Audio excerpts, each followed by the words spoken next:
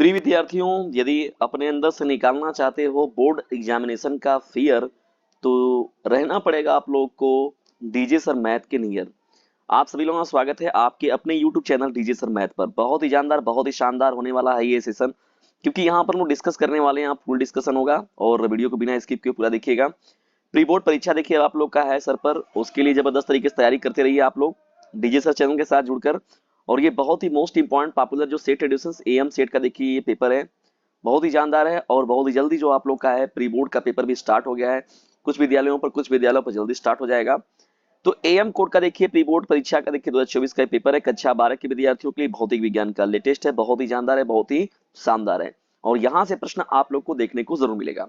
ठीक है, वीडियो को बिना स्किप के पूरा देखिएगा और जबरदस्त तरीके से इसे अपने क्लासमेट पर शेयर भी कर दीजिएगा। चलिए आइए बढ़ते हैं। जिस तरीके से हाफ ईयरली में आपका पूरा मदद किया गया एडमिशन, उसी तरीके से प्री बोर्ड और बोर्ड में भी ये DJ sir channel, DJ sir math जो चैनल है आपका साथ नहीं छोड़ने वाला। ठीक है, तो चलिए आइए बढ़ते हैं हम लोग यहाँ बहुविकल्पी प्रश्नों की श्रृंखला के साथ। सही विकल्प चुनकर लिखिए। फैरड मात्रक है, किस भौतिक राशि का जो मात्रक है वो फैरड है। तो प्रिय विद्यार्थियों देखिए विद्युत धारा दिया हुआ, चुंबकीय क्षेत्र, आवेश और प्रतिरोध। तो देखिए यहाँ पे विद्युत धारिता इसको बना लीजिए, ठीक है ना। वैद्युत धारिता देखिए इसको लिख लीजिए। ये फैरड देखा जाए तो वैद्युत धारिता का मात्रक होता है, किसका होता है, वैद्युत धारिता का, ठीक है ना। तो तब यहाँ पर विकल्प नंबर अ आपका करेक्ट हो जाएगा। यानी फैरड जो मात्रक होता है वो विद्युत धारिता का होता है। समझ में आया ना। इंपॉर्टेंट है ये, बहुत ही ज्यादा most important. Mu naught epsilon not का मान क्या होता है, ये बहुत बहुत कई बार मैंने ये आप लोगों को डिस्कस किया हुआ है आप लोगों के साथ। ये जो है यहाँ पर म्यू नॉट अपसाइलन नॉट का जो मान होता है सी स्क्वायर 1/c² सी 1/c। तो देखिए डिस्टेंस यहाँ पर जो हो जाएगा इस प्रश्न का राइट आंसर बी करेक्ट हो जाएगा। यानी म्यू नॉट अपसाइलन नॉट का जो मान होता है वो 1/c² के बराबर होता है, ठीक है ना। यानी प्रकाश का चाल का वर्ग, वर्ग के व्युत्क्रमानुपाती ना। ठीक है, ये इंपॉर्टेंट रहेगा आप लोग का, ये भी जो है आप लोग का मोस्ट इंपॉर्टेंट है। ग प्रश्न क्यों बोलते हैं, देखिए सभी प्रश्न एक से बढ़कर एक हैं। ट्रांसफार्मर सिद्धांत पर आधारित है। जो ट्रांसफार्मर वर्क करता है प्रिय विद्यार्थियों वो किस सिद्धांत पर कार्य करता है। तो देखिए दोस्तों यहाँ पर जो विकल्प दिया गया है आवेश, ब दिया गया है वाष्पहीन धारा, स दिया गया है स्वप्रेरण, द दिया गया है अन्योन्य प्रेरण। तो देखिए दोस्तों यहाँ पर अन्योन्य प्रेरण जो होगा इस प्रश्न का विकल्प नंबर द करेक्ट हो जाएगा, ठीक है ना। देखिए इसके अलावा अगर ट्रांसफार्मर के बारे में बात किया जाए तो फैराडे के विद्युत चुंबकीय प्रेरण के सिद्धांत पर भी ये डिपेंड होता है। यानी फैराडे के विद्युत चुंबकीय प्रेरण के सिद्धांत पर भी जो होता है ट्रांसफार्मर कार्य करता है। तो यहाँ पर अन्योन्य प्रेरण का सिद्धांत तो देखिए जो हो जाएगा ये आपका करेक्ट हो जाएगा। ठीक है, चलिए घ प्रश्न की ओर बढ़ते हैं हम लोग यहाँ पर। देखिए प्रश्न ये भी बहुत ही मोस्ट इंपॉर्टेंट है, सब एक से बढ़कर एक प्रश्न है प्रिय विद्यार्थियों। वैद्युत चुंबकीय तरंग कौन नहीं है। वैद्युत चुंबकीकरण जो है इसमें कौन नहीं है। दृश्य प्रकाश हो गया आपका, ठीक है, गामा किरणें हो गई आप लोगों का, एक्स किरणें हो गई और बीटा किरणें हो गई। तो प्रिय विद्यार्थियों देखिए यहाँ पर जो है वैद्युत चुंबकीय तरंग नहीं है। तो विद्युत चुंबकीय तरंग जो नहीं होते रेडिएशन देखा जाए उसमें, तो देखिए यहाँ पर जो आप लोग का ऑप्शन दिया गया है घ का विकल्प नंबर द करेक्ट हो जाएगा। नहीं, बीटा किरणें जो होती है प्रिय विद्यार्थियों वो चुंबकीय तरंग, वैद्युत चुंबकीय तरंग नहीं होती हैं। इसके अलावा अगर बात किया जाए तो देखिए अल्ट्रासोनिक तरंग हो गया, ध्वनि तरंग हो गया, एल्फा किरणें हो गई प्रिय विद्यार्थियों, और साथ ही साथ बीटा किरणें हो गई, कैथोड किरणें हो गई, कैनाल किरणें हो गई, ये सभी की सभी जो होती हैं वो वैद्युत चुंबकीय तरंग नहीं होती हैं। तो देखिए दोस्तों यहाँ पर विकल्प में जो है दृश्य प्रकाश, गामा किरणें और एक्स किरणें, तो ये वैद्युत चुंबकीय तरंग को रिप्रेजेंट करने वाली है। यानी अ ब और स जो होगा ये वैद्युत चुंबकीय तरंग को रिप्रेजेंट करती है, जबकि बीटा किरणें जो होती हैं वो वैद्युत चुंबकीय तरंग को इनकी प्रकृति नहीं होती है, ठीक है ना, इस तरीके का। चलिए आगे बढ़ते हैं, फटाफट लाइक और शेयर करते चले जाइए, रुकना नहीं चाहिए। गतिशीलता म्यू नॉट वैद्युत क्षेत्र ई पर निर्भर करता है। तो देखिए दोस्तों यहाँ पर ई नॉट जो होगा आपका राइट हो जाएगा। ठीक है, चलिए आगे बढ़ते हैं हम लोग च प्रश्न की ओर। देखिए च हम लोग का प्रश्न क्या दिया हुआ है, यानी गतिशीलता जो होता है वो देखा जाए तो वैद्युत क्षेत्र पर जो है वो निर्भर करता है, ठीक है ना। पी पी टाइप अर्धचालक में बहुसंख्यक आवेश वाहक होंगे, इलेक्ट्रॉन होंगे, कोटर होंगे, दोनों। देखिए पी टाइप अर्धचालक में देखा जाए तो यहाँ पर देखिए ये बी जो होगा कोटर आपका जो होगा इस प्रश्न का राइट आंसर हो जाएगा, ठीक है ना। ये भी आपका मोस्ट इंपॉर्टेंट है। चलिए महत्वपूर्ण प्रश्नों की श्रृंखला में लोग आगे बढ़ते हैं यहाँ पर देखते हैं नेक्स्ट प्रश्न को। अति लघु उत्तरी प्रश्नों की श्रृंखला में लोग बढ़ रहे हैं अब, ठीक है ना। फटाफट से लाइक और शेयर करते चलिए, तभी मजा आएगा पढ़ने और पढ़ाने में। तो इस प्रश्न को भी देखा जाए प्रिय विद्यार्थियों यहाँ पर हम लोग, तो ये जो दिया गया किरचॉफ का प्रथम नियम किस भौतिक राशि के संरक्षण पर आधारित होता है। तो देखिए यहाँ पर जो रेडिएशंस देखिए आवेश का संरक्षण सिद्धांत पर आधारित होता है। देखिए यहाँ पर जो होता है ये देखा जाए संधि होता है यहाँ पर, यानी इसके तरफ आने वाली जो आवेश होते हैं तथा जाने वाले जो कुल धाराओं का जो बीजगणितीय योग होता है वो क्या होता है, बीजगणितीय योग जो होता है वो शून्य होता है, यानी I1 I2 I3 plus I4 plus I यानी summation I is equal to 0 होता है, यानी आवेश के संरक्षण पर आधारित होता है। क्योंकि जंक्शन पर जो होता है रेडिएशंस वो धारा के योग को शून्य माना जाता है, ठीक है ना। इसका मतलब ये कहा गया कि यदि धारा संरक्षित होगी तो इसका अर्थ है कि आवेश भी संरक्षित होगा। भाई जाहिर सी बात है कि जब धारा सुरक्षित रहेगी तो आवेश भी सुरक्षित रहेगा क्योंकि जो धारा है वो आवेश के बेस पर ही क्या होता है, कार्य करता है। चलिए ये तो कब प्रश्न हो गया आप लोग का, इसको आप लोग अच्छे से जानते हैं। किरचॉफ के प्रथम नियम को मैंने बताया हुआ भी है आप लोग को, ये अर्धवार्षिक के पेपर में भी आया हुआ था प्रश्न, आप लोग का जो है प्री बोर्ड में भी देखने को मिल रहा है। जब प्रकाश एक माध्यम से अन्य माध्यम में अपरिवर्तित होती है तब इसकी आवृत्ति पर क्या प्रभाव पड़ता है। तो देखिए दोस्तों यहाँ पर देखा जाए, बात किया जाए, जैसे हम लोग यहाँ पर सघन से विरल की ओर आए या विरल से सघन की ओर अगर हम लोग आए, देखिए यहाँ पर अगर ले लिया जाए और ये आप लोग जानते हैं कि ये अभिलंब होता है, ठीक है ना, ये सीधे सीधे क्या होता है, ये अभिलंब वाली आपकी लाइन हो जाएगी। जब यहाँ से प्रकाश की तरफ देखिए आ रहा है प्रिय विद्यार्थियों, तो देखिए ये है यहाँ पर और यहाँ पर क्या हो रहा है, ये अपने मार्ग से मुड़ जा रहा है, ठीक है ना, विचलित हो जाता है तो इसी को अपवर्तित हो जाता है, यानी सघन माध्यम से विरल माध्यम में या विरल माध्यम से सघन माध्यम में जाता है तो अपने मार्ग से क्या हो जाता है, वो विचलित हो जाता है, ठीक है ना। अगर हम लोग यहाँ पर एयर सपोज करें कि है यहाँ पर और यहाँ पर क्या है आप लोगों का, यहाँ पर ग्लास हो जाएगा, ठीक है ना, ये यानी ये विरल हो गया, ये सघन हो गया, ये विरल हो गया, ठीक है ना। तो यहाँ पर देखा जाए तो जो इसका आवृत्ति होता है, तो ये देखा जाए तो इसका आवृत्ति जो होता है वो चेंज नहीं होता है, यानी जो इसका आवृत्ति होता है न्यू जो होता है वो एक्सचेंज नहीं होता है, ठीक है ना, अपरिवर्तित रहता है। यानी जब प्रकाश एक माध्यम से अन्य माध्यम में प्रवेश करती है तब इसकी आवृत्ति जो होती है वो क्या होती है, अपरिवर्तित होती है, ठीक है, ये चीज याद रखिएगा आप लोग। ग प्रश्न के अनुसार हम लोग गोलीय समविभव पृष्ठ के आवेश स्रोत कैसा होगा ना, आवेश जो होता है रेडिएशंस वो कैसा होता है। देखिए गोली अगर समविभव पृष्ठ है रेडिएशंस तो आवेश स्रोत जो होता है वो बिंदु आवेश होते हैं, ठीक है ना, कैसे होते हैं, बिंदु आवेश जो होते हैं वो, यानी बिंदु आवेश के रूप में जो होता है, जैसे बिंदु आवेश क्यू है अगर प्लस क्यू है तो उसे ही हम लोग क्या कहेंगे, वो आवेश का स्रोत है। यानी गोली समविभव पृष्ठ में जो बिंदु आवेश होते हैं वही क्या होते हैं, आवेश के मुख्य रूप से स्रोत होते हैं, ठीक है। चलिए ये भी आपका मजेदार प्रश्न था और सीधा सीधा एक लाइन में उत्तर है, तुरंत एक एक नंबर आप लोग सेव करते जाइए। देखिए एक एक नंबर बहुत मोस्ट इंपॉर्टेंट होता है, कभी कभी ये भी आप लोग सोचते हैं कि एक एक नंबर हमको नहीं चाहिए, नहीं बहुत इंपॉर्टेंट है, सॉलिड नंबर होता है, कोई इसमें आपकी कटौती नहीं होती है, इसीलिए बहुविकल्पी अति लघु कभी जिंदगी में आप लोग मत छोड़िएगा पेपर में, ठीक है। चलिए आगे बढ़ते हैं। यदि लेंस को किसी समान अपवर्तनांक के द्रव में डुबो दे तब इसकी फोकस दूरी पर क्या प्रभाव पड़ेगा। देखिए यहाँ पर रेडिएशंस बात हो रहा है, लेंस के फोकस दूरी की बात हो रहा है किसी द्रव में, जैसे हम लोग यहाँ बात करें, जैसे देखिए यहाँ पर जो है हम लोग थोड़ा सा विरल और सघन, ये देखिए ये हम लोग थोड़ा सा पानी लिया, ठीक है, ये वाटर हो गया आप लोगों का और इस पर हम लोग क्या कर रहे हैं, यहाँ पर हम लोग कोई लेंस को क्या इसमें डुबोया जा रहा है, ठीक है ना, डुबो देते हैं तो इसकी फोकस दूरी पर क्या प्रभाव पड़ेगा। तो देखिए डिस्टेंस यहाँ पर अगर हम लोग इसके लिए फार्मूला यानी लिक्विड को गैस के ग्लास के रूप में देखा जाए, ग्लास को लिक्विड के रूप में देखा जाए तो एल एन जी जो फार्मूला आप लोग को बताया गया है 1/f जो होता है 1/f के रूप में जो होता है वो क्या होता है, अपवर्तनांक में जब आप घटाते हैं, यहाँ पर अपवर्तनांक में जब आप घटाएंगे यहाँ पर डिस्टेंस तो ये वैल्यू जो हो जाएगा आप लोग का एल एन जी और -1 कर दिया जाएगा और यहाँ 1/r1 -1/r2 जो ये फोकस दूरी का पूरा पूरा फार्मूला लिखवाया गया आप लोग का। तो उस केस में जो होता है फोकस दूरी क्या होता है आपका ऋणात्मक हो जाएगा, यानी किसी लेंस को क्या होता है प्रिय विद्यार्थियों का, द्रव में डुबोते हैं तो उसकी फोकस दूरी क्या हो जाती है, एक तरीके से देखा है तो बढ़ जाती है, सीधा सीधा आपको यदि लिखना होगा तो फोकस दूरी क्या होता है, बढ़ जाती है और उसकी शक्ति कम हो जाती है, ठीक है ना। तो फोकस दूरी क्या हो जाता है, बढ़ जाता है और साथ ही साथ जो उसका शक्ति होता है वो कम हो जाता है, ठीक है ना। चलिए आगे बढ़ते हैं हम लोग यहाँ पर, और ऐसा देखिए होता क्यों है, ये बहुत इंपॉर्टेंट बात है, ये होता क्यों है, क्योंकि रेडिएशंस होता क्या है इसमें कि जब प्रकाश होता है वो सघन माध्यम से विरल माध्यम में प्रवेश करता है, ठीक है ना, और अभिलंब से दूर हो जाता है, जैसे आप लोग अपवर्तन के डेफिनेशन को जानते ही हैं। चलिए आगे बढ़ते हैं हम लोग अंगा प्रश्न को देखते हैं प्रिय विद्यार्थियों। देखिए अंगा हम लोग का प्रश्न क्या है यहाँ पर, पीएन संधि डायोड का संकेतांक लिखो, पीएन संधि डायोड का संकेतांक क्या होगा। देखिए यहाँ पीएन संधि डायोड के बारे में बात कर रहे हैं हम लोग यहाँ पर, तो देखिए जंक्शन का मतलब होता है पी टाइप और एन टाइप, यानी पी टाइप और एन टाइप जब अर्धचालक आपस में मिलते हैं तो उसी को हम लोग बोलते हैं भैया कि ये हो गया आपका पी एन संधि हो गया। ठीक है, इसमें क्या देखा जाए, मुख्य रूप से जो आवेश के वाहक होते हैं वो कोटर मुख्य रूप से होते हैं। ठीक है, और यहाँ पर देखा जाए पी टाइप में हो गए आपके, और यहाँ पर एन टाइप में अगर देखा जाए तो यहाँ पर जो आवेश के वाहक होते हैं वो कौन होते हैं, इलेक्ट्रॉन्स होते हैं। ठीक है, ये आपका एन टाइप हो जाएगा। ठीक है ना, यानी होल के द्वारा जो होता है कोटरों की सहायता से जो बनता है तो उसको हम लोग पी बोलते हैं, पी जंक्शन के रूप में, और एन बोलते हैं किसे हम लोग, जिसमें इलेक्ट्रॉन पर होता है। यानी मुख्य आवेश वाहक जो होता है वो कोटर होता है, किसमें, पी टाइप में, और मुख्य आवेश वाहक जो होता है वो इलेक्ट्रॉन होता है एन टाइप में।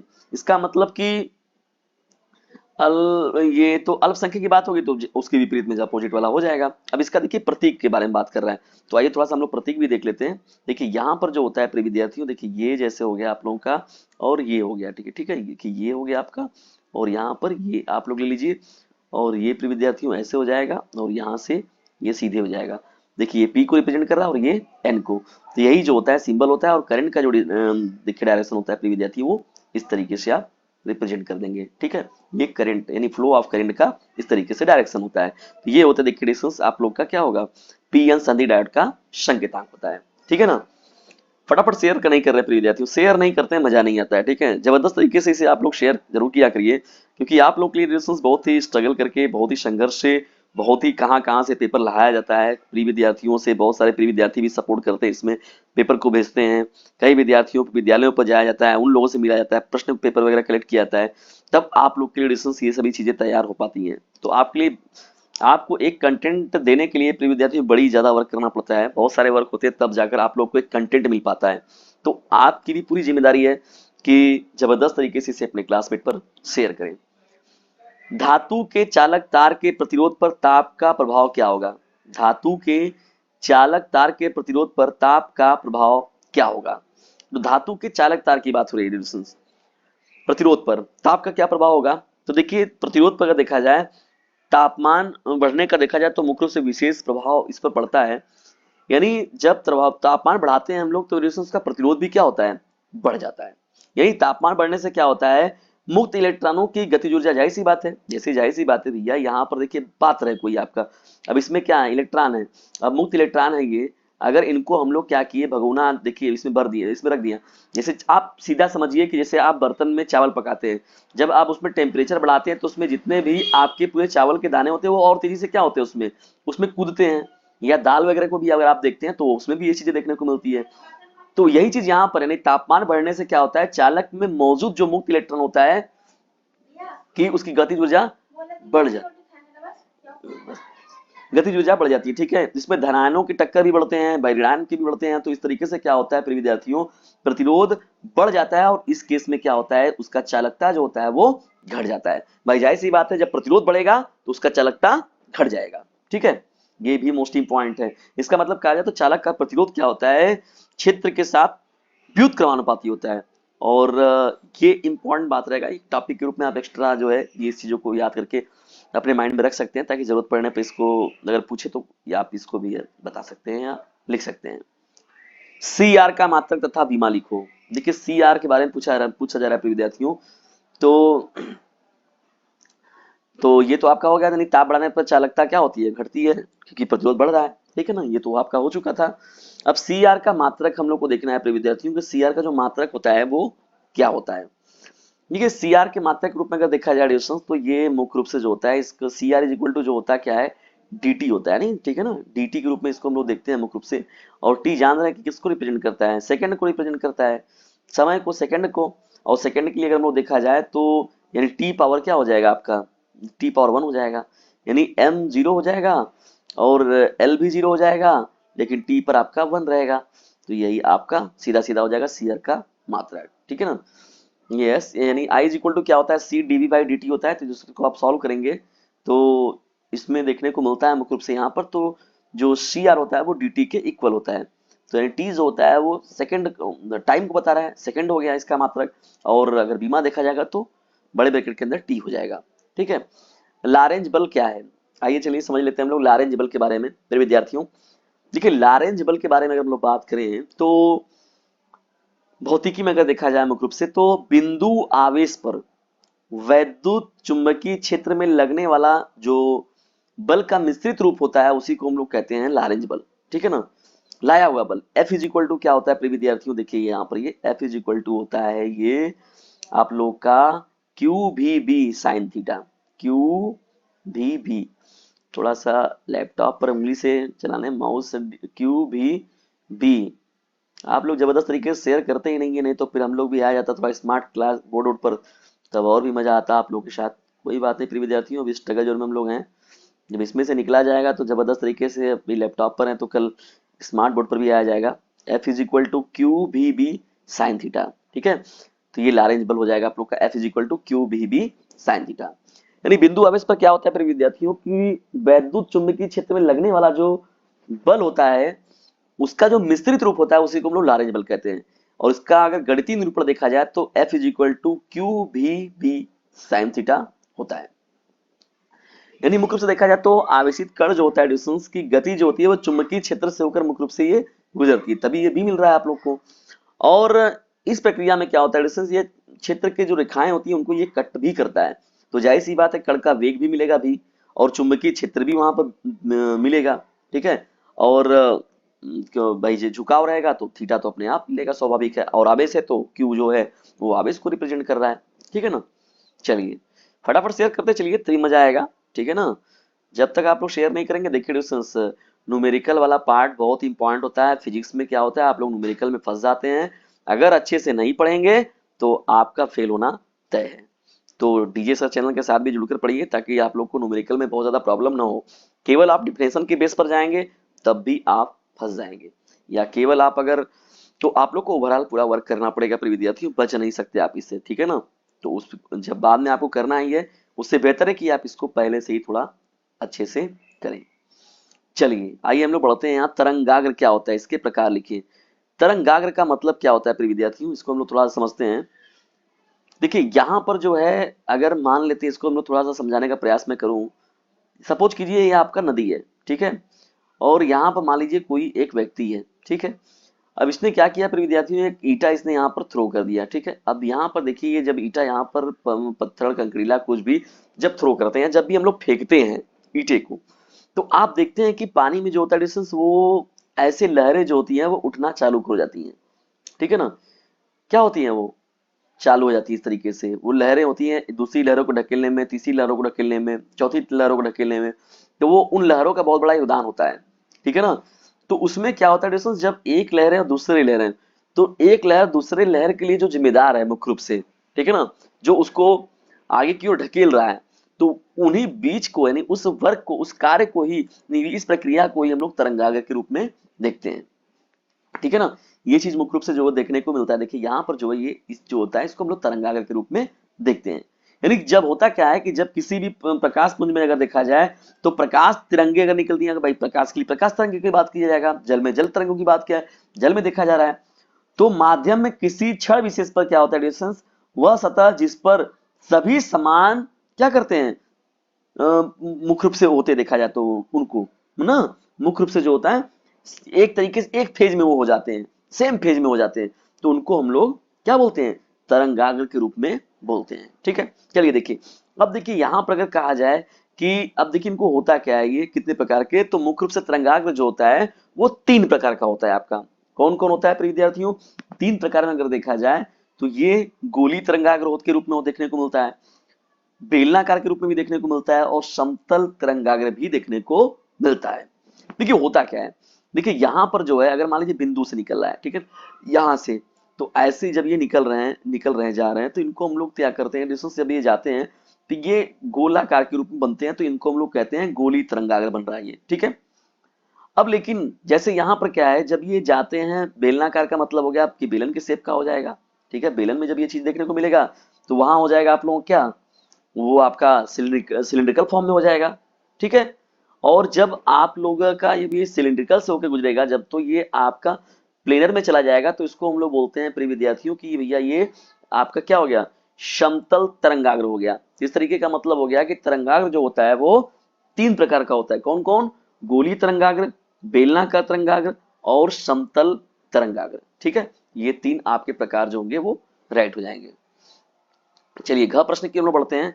देखिए घ हम लोग का प्रश्न क्या है प्रिय विद्यार्थियों, वैद्युत द्विध्रुव आघूर्ण की परिभाषा दीजिए। देखिए वैद्युत द्विध्रुव आघूर्ण का मतलब क्या होता है, जिसको हम लोग डाइपोल मोमेंट भी कहते हैं। तो किसी एक आवेश तथा दोनों आवेशों के बीच की दूरी के गुणनफल को जो होता है वैद्युत द्विध्रुव आघूर्ण बोलते हैं हम लोग। ठीक है, चलिए थोड़ा सा मैं इसको समझाने का आप लोग को प्रयास करता हूँ, थोड़ा समझ लीजिए। समझने रहेंगे तो आप अगर कभी डेफिनेशन याद नहीं रहा, नहीं रट्टा मार गए आप, तो कम से कम चीजों को समझा के जो है अपनी बातों को प्रेजेंट कर देंगे अगर आप सामने वाले के प्रति, तो वो अगर उसको वो चीजें समझ में आ जाएंगी तो वो आपको प्रिय विद्यार्थी जो है नंबर देके चला जाएगा। वैद्युत ध्रुव आघूर्ण की परिभाषा देना देखिए यहाँ पर, तो ये है आप लोगों का वैद्युत ध्रुव आघूर्ण। अब इसके बारे में थोड़ा सा हम लोग डिस्कस कर रहे हैं। देखिए यहाँ पर देखिए डिस्टेंस, यहाँ पर मैंने बताया आप लोगों को कि किसी एक आवेश, देखिए यहाँ पर मैं ले रहा हूं और यहाँ पर ले रहा हूं। ठीक है, सपोज कीजिए कि यहाँ पर जो है आप लोगों का वो माइनस क्यू आवेश है। ठीक है, क्या है, माइनस क्यू आवेश है। ठीक है, और यहाँ पर जो है आपका प्लस क्यू आवेश है। कौन सा आवेश है, प्लस क्यू आवेश है। ठीक, माइनस क्यू आवेश है और प्लस क्यू आवेश है, और उनके बीच का जो डिस्टेंस है वो आपका क्या है, 2L हो जाएगा। क्या हो जाएगा, 2L हो जाएगा। माइनस क्यू आवेश और प्लस क्यू आवेश। वैद्युत द्विध्रुव के बारे में देखा जाए तो भाई ऐसी बात है, ये दोनों जो आवेश है वो विपरीत प्रकृति के हैं, लेकिन उनका परिमाण जो है वो समान है, और ये अल्प दूरी है, डिस्टेंस बहुत हैवी नहीं है। तो P इस अब जानते हैं, देखिए वैद्युत द्विध्रुव को क्या किया जाता है, P से रिप्रेजेंट करते हैं हम लोग। तो P इज इक्वल टू होता है, किसी एक आवेश को आपने ले लिया, ठीक है, जैसे Q को ले लिया गया। ठीक है, पॉजिटिव आवेश को ले लिया गया Q को, Q हो गया इनटू इनके बीच का जो डिस्टेंस था क्या था, 2L था। ठीक है ना, तो यहाँ पर देखिए आपका डेफिनेशन तैयार हो गया। ये सदिश राशि होता है। ठीक है ना, ये भी याद रखिएगा कि जो आपका वैद्युत द्विध्रुव आघूर्ण होता है वो सदिश राशि होता है, और सदिश राशि जो होता है उसमें क्या होता है, परिमाण के साथ साथ दिशा की भी जरूरत होती है। ठीक है ना, उसमें रिप्रेजेंटेशन के लिए उसको। तो देखिए P is equal to q into 2L, तो किसी एक आवेश तथा दोनों आवेशों के बीच की दूरी के गुणनफल, यानी कि किसी एक आवेश तथा दोनों आवेशों के बीच की, यानी कि किसी एक आवेश तथा दोनों आवेशों के बीच की दूरी के गुणनफल को हम लोग विद्युत द्विध्रुव आघूर्ण बोलते हैं। ठीक है, अब देखिए यहाँ पर जो है इसमें रेडिएशंस है, यहाँ पर जो सवाल के रूप में, और इसका मात्रक जानते हैं आप लोग कि क्या होता है, कूलाम मीटर। इसका मात्रक क्या होता है, कूलाम मीटर होता है। देखिए अब एक सवाल भी दे दिया गया इसमें, देखिए यही चीज होता है जब आप मिलता है आप लोगों को, तो यहाँ से धीरे धीरे अब जो होता है व्यक्ति का हालत खराब होना चालू हो जाता है। क्यों, क्योंकि यहाँ पर न्यूमेरिकल अब इसमें मिलना चालू हो रहा है। तो देखिए यहाँ प्रश्न क्या है, जबकि है होता कुछ नहीं है। यदि इलेक्ट्रॉन तथा प्रोटॉन के मध्य 0.53 एंगस्ट्रॉम की दूरी हो तथा तब वैद्युत द्विध्रुव आघूर्ण क्या करें, याद करना है। 0.53 एंगस्ट्रॉम की दूरी है, ठीक है ना, तो उस केस में जो है वैद्युत द्विध्रुव आघूर्ण क्या होगा, द्विध्रुव आघूर्ण कैसे निकाला जाएगा। देखिए इसका जो आंसर निकला जाएगा तो 8 पॉइंट समथिंग मिलेगा आप लोगों को। देखिए कैसे होता है इसको जब सॉल्व करके देखा गया था तो यही चीजें हैं। देखिए आप ये अभी मैंने यहाँ पर बनाया हुआ था फिगर, देखिए यहाँ मैंने फिर से मैं बना दे रहा हूँ आप लोग के लिए। देखिए यहाँ पर बताया गया था कि प्लस क्यू आवेश या माइनस क्यू आवेश किसी भी तरफ कर दीजिए, उससे नहीं मतलब है। तो यहाँ पर देखिए प्लस क्यू आवेश माइनस क्यू आवेश, ठीक है। अब जो इनके बीच का दूरी है, ये डिस्टेंस जो है वो है 0.53 है। कितना है, 0.53 है ना, 53 एंगस्ट्रॉम है। तो 53 एंगस्ट्रॉम को जब चेंज करेंगे आप मीटर में, तो याद रखिएगा 10⁻⁻10 मीटर आएगा आप लोग का, ठीक है ना, वो चीज। ठीक है, तो अब देखिए यहाँ पर जब इन लोगों का वैल्यू आप पुट करेंगे प्रिय विद्यार्थियों, तो इनके बीच का डिस्टेंस हम लोग डी सपोज कर लिए, डी है यहाँ पर ये। तो बस कुछ नहीं करना है आप लोग को, P इज इक्वल टू क्या था, P इज इक्वल टू जो था आप लोग का Q इंटू डी, या तो Q इंटू 2L, तो Q हो जाएगा आप लोग का इंटू हो जाएगा आप लोग का D हो जाएगा, Q इंटू डी हो जाएगा। ठीक है, अब Q का वैल्यू जान ही रहे हैं, अब आवेश तो जानते ही हैं। अब भाई आवेश तो इलेक्ट्रॉन का आवेश, चलिए नहीं जानते तो कोई बात नहीं। इलेक्ट्रॉन का जो आवेश होता है 1.6 इंटू 10⁻⁻19 होता है। क्या होता है, 1.6 जल्दी चलता नहीं इंग्लिश पर, क्या बताया जाए, 1.6 इंटू 10⁻⁻19, ये हो गया आपका इलेक्ट्रॉन का आवेश हो गया। ठीक है, -19 हो गया आपका। ठीक है, ये हो गया आपका ई का, क्यू का मान हो गया, आवेश यही है। ठीक है, 19 हो गया इनटू डी का जो मान है आप लोग का प्रिय विद्यार्थियों वो है कितना, 0.53 एंगस्ट्रॉम है। तो अब देखिए यहाँ पर जो हो जाएगा, इसको मीटर में जब आप चेंज करेंगे तो 0.53 तो है ही, और यहाँ पर 10⁻⁻10 भी आ जाएगा, क्योंकि 10वां हिस्सा यानी मीटर का जो 10वां हिस्सा होता है उसको हम लोग 1 एंगस्ट्रॉम बोलते हैं। तो ठीक है, यहाँ 10 पे पावर कितना हो जाएगा, -10 हो जाएगा। ठीक है, क्योंकि इसको हम लोग मीटर में चेंज करना है हम लोग को, ठीक है, 10⁻⁻10, ठीक है, ये हो गया। अब देखिए ये 50 नहीं रहेगा, यहाँ पर 53 रहेगा, ठीक है, 0.53 वैल्यू है ना। अब इसी को आपको सरल कर देना है। जब आप इसको सरल कर लेंगे प्रिय विद्यार्थियों तो आपका जो उत्तर है वो निकल कर चला आएगा। यानी इसको जब आप सॉल्व करेंगे तो यहाँ पर जो आएगा आंसर 0 पॉइंट क्या हो जाएगा, 0.848 इंटू 10⁻⁻29 10⁻⁻29 कुलाम मीटर, यही सवाल का आंसर हो जाएगा। ठीक है, बहुत ही इजी था ये सवाल, बहुत ही साधारण था, ठीक है ना, और पूरा नंबर देकर जाने वाला था। तो ऐसे क्वेश्चंस में लापरवाही बिल्कुल ही मत कीजिएगा प्रिय विद्यार्थियों, बहुत ही इजी से, बहुत ही आसानी से जब नंबर मिल रहा है तो उसको इकट्ठा कर लीजिए, ठीक है ना। तो उसमें लापरवाही जब करेंगे तो फिर मजा नहीं आएगा, और प्री बोर्ड का देख कर जाइए, हो सकता है ये प्री बोर्ड कहीं बोर्ड ना बन जाए। अगर पूरा नहीं प्रश्न मिलेंगे तो कुछ प्रश्न तो आपको यहाँ से स्वाभाविक है देखने को जरूर मिलेंगे आपके बोर्ड में भी, और प्री बोर्ड में तो ये आपके लिए ब्रह्मास्त्र का काम करेगा ही पेपर, ठीक है। और मैथ का भी मैं जल्दी आप लोग को, और केमिस्ट्री के लिए भी तैयार रहिएगा, जल्दी मैं उसका भी डिस्कशन आप लोग के साथ करूंगा। चलिए, 600 नैनोमीटर तरंगदैर्घ्य का एक वर्णी प्रकाश निर्वात से 1.5 एंगस्ट्रॉम के माध्यम में प्रवेश करता है। माध्यम में इसका तरंगदैर्घ्य क्या होगा? माध्यम में इसका तरंगदैर्घ्य क्या होगा? देखिए यहाँ पर जो है प्रिय विद्यार्थी, निर्वात में अगर देखा जाए तो, या तो वायु में देखा जाए तो उष्ण अपवर्तनांक अगर देखा जाए, देखिए यहाँ पर निर्वात में प्रकाश जो निर्वात में जो 1.5 अपवर्तनांक के माध्यम प्रवेश करता है, तो निर्वात का रूप में देखा जाए तो उस केस में क्या होता है, N1 जो होता है प्रिय विद्यार्थियों आप लोग का, यहाँ पे देखिए जो आप लोग का जब सवाल होगा ये तो तरंगार के रूप में अगर देखा जाए तो N2/N1, देखिए फार्मूला जो होता है आपका क्या होता है, N2/N1 होता है, N2/N1 अपूर्णांक, देखिए दूसरा बटे में पहला अपूर्णांक इज इक्वल टू, यहाँ पर तरंगार जो तरंगदैर्घ्य दिया हुआ है वो λ1/λ2 हो जाएगा, ये कंडीशन है आप लोग का, ठीक है, λ1/λ2 हो जाएगा, यानी N2 बटे में N1 इज इक्वल टू λ1 बटे में λ2, ठीक है। चलिए इतनी बात तो हो गई हम लोगों का। N1 जो दिया गया है वो आप लोग का 1 है, ठीक है, यहाँ बात हो रही है निर्वात की, तो वायु में अगर देखा जाए तो यहाँ पर N1 कितना हो जाएगा आपका, 1 हो जाएगा। N2 दिया ही गया है आप लोग का यहाँ पर, यानी N2 जो दिया गया है वो दिया गया है आप लोग को, कितना दिया गया है, 1.5 दिया गया है, कितना दिया है, 1.5, यानी 1.5 दिया गया है, ठीक है। चलिए, और यहाँ पर जो प्रिय विद्यार्थियों तरंगदैर्घ्य दिया हुआ है, इसका मतलब कि λ1 का जो मान दिया हुआ है वो दिया है 600 नैनोमीटर दिया हुआ है, कितना दिया हुआ है, 600 नैनोमीटर, 600 नैनोमीटर, ठीक है, 600 नैनोमीटर, ठीक है। चलिए, अब जो वैल्यू दिया गया है, अब ये नैनोमीटर है तो इसको अगर मीटर में आप चेंज करेंगे प्रिय विद्यार्थियों तो ये 10 टू दी पावर कितना हो जाएगा, -9 हो जाएगा, 10 टू दी पावर -9 हो गया, यानी 600 गुणे 10 पे घाते -9 जो होगा ये आपका करेक्ट हो जाएगा, ठीक है।